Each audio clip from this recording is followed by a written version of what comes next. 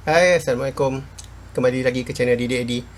Dan hari ini aku nak kongsikan dengan korang macam mana untuk nak tambahkan anggota keluarga dalam MySejahtera app supaya bila korang melawati sesuatu premis, korang hanya perlukan satu device untuk scan barcode.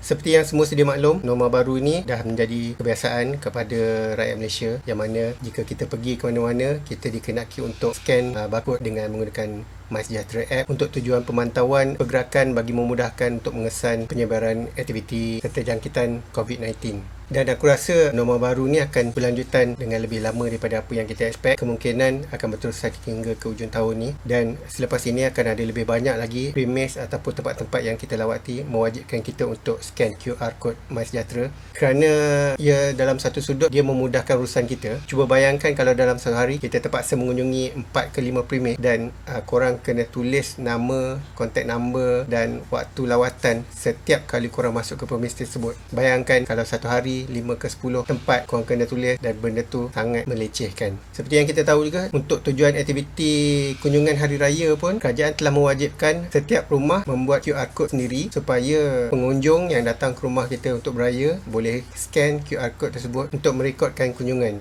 Jadi untuk pergerakan beramai-ramai dengan keluarga ni, cuba korang bayangkan kalau korang nak masuk sesuatu kedai ataupun sesuatu tempat, korang bersama dengan anak dan isteri, yang mana setiap seorang perlu scan barcode. Jadi takkanlah kita perlukan satu device ataupun satu MySejahtera app untuk setiap anggota keluarga. Jadi dekat sini aku akan kongsikan dengan korang, sebenarnya dalam app MySejahtera kita yang sedia ada, kita boleh menambahkan anggota keluarga ataupun dipanggil dependent pada akaun kita, supaya setiap kali kita membuat kunjungan atau lawatan, kita boleh nyatakan kita bersama siapa, dan setiap kali kita scan barcode tersebut, data tanggungan yang kita bawa bersama dengan kita tadi turut akan direkodkan. Ini akan lebih memudahkan urusan korang, yang mana korang hanya perlu scankan QR code tersebut dengan hanya menggunakan satu device ataupun satu akaun MySejahtera, tak kira sama ada akaun kita sendiri ataupun akaun isteri kita.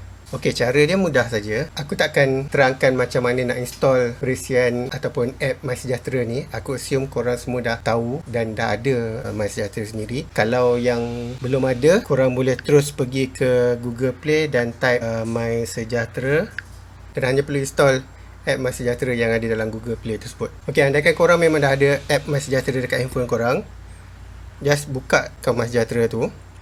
Kalau yang biasa gunakan untuk check-in dekat mana-mana, biasanya paparan dia akan dekat bahagian ni lah. Tapi untuk default view, bila kita mula-mula install, paparan dia yang ni. So bila kita nak check-in, kita akan klik dekat butang check-in bawah tu, dan baru kita akan klik kat sini. Dia akan pergi ke page ni, dan bila kita klik check-in, dia akan keluar QR scanner, kamera, untuk kita scankan barcode di sesuatu premis ataupun tempat yang kita lawati tersebut. Ini untuk akaun peribadi, mana dia hanya merekodkan korang punya pergerakan. Untuk memasukkan dependent ataupun untuk memasukkan tanggungan kita dalam kita punya MySejahtera, supaya each time kita pergi ke mana-mana, kita boleh pilih kita bersama dengan siapa, pergi dekat bahagian MySejahtera, kemudian dekat menu yang sebelah atas tu, pilih More dan klik pada Manage Dependent.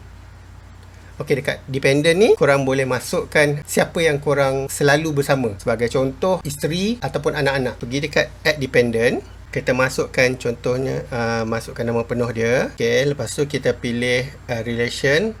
Contohnya kalau isteri, kita pilihlah spouse. Okey, kita masukkan dia punya IC number. Kemudian kita masukkan umur. Yang ni, umur yang ni berapa? Kita masukkan umur, kita masukkan jantina, current address, dan kita save.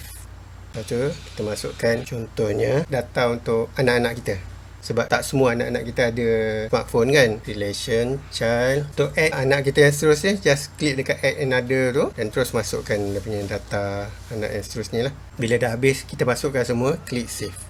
Kalau ikutkan kat sini, dia sarankan kita untuk kita masukkan dependent ni, especially kepada mereka-mereka yang tak mempunyai smart device lah. Tapi aku sarankan better just masukkan semua anggota keluarga kita, sebab kadang-kadang walaupun yang ada handphone, yang ada MySejahtera, sometimes ada masanya tak semua handphone tu ada access data. So kalau macam ada satu device yang ada data, dan boleh gunakan akaun yang tu je untuk check in kan untuk semua anggota kita. Okay, so bila korang dah masukkan tadi dekat korang punya dependent list, dia akan keluar dekat my dependents tu list-list keluarga yang korang dah masukkan.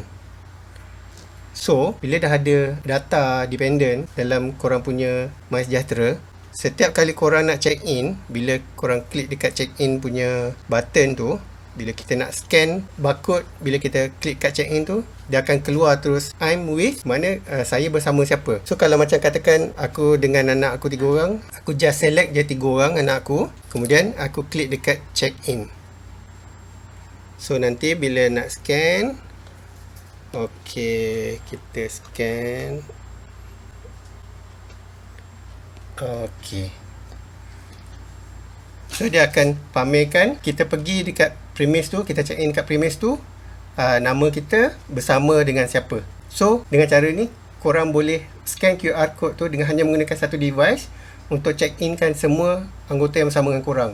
Jadi tak perlulah setiap orang kena tulis nama ataupun setiap orang kena scan QR code menggunakan device masing-masing. Sebelum tu aku perlu ingatkan kat sini, andainya orang tu telah di-add sebagai dependent dalam device yang lain, korang dah tak boleh nak addkan lagi nama dia dalam korang punya device. So maksudnya kalau macam anak-anak korang, wife korang dah masukkan anak-anak korang tu dalam dia punya dependent list, mana dalam dia punya MySejahtera, so korang tak boleh nak masukkan lagi particular ataupun data mengenai anak korang tu dekat korang punya MySejahtera juga. Sebab dia akan detect by IC number. So setiap satu IC number hanya boleh ada dalam satu account MySejahtera. So kalau macam anak korang, wife korang dah masukkan anak korang sebagai dependent dalam dia punya MySejahtera, korang tak boleh nak masukkan lagi data anak korang tu dalam korang punya MySejahtera. Itu saja. So aku harap perkongsian kali ini bermanfaat untuk korang, tambah-tambah dalam situasi kita yang masih lagi berada dalam Perintah Kawalan Pergerakan dan norma baru ni. Aku rasa akan berterusan mungkin 1 ke 2 tahun, atau mungkin dia akan terus berterusan benda ni walaupun setelah COVID tiada. So andai kata kalau benda ni bermanfaat untuk korang, please do not hesitate to subscribe to my channel. Dan sehingga itu, berjumpa lagi dalam video yang akan datang. Assalamualaikum.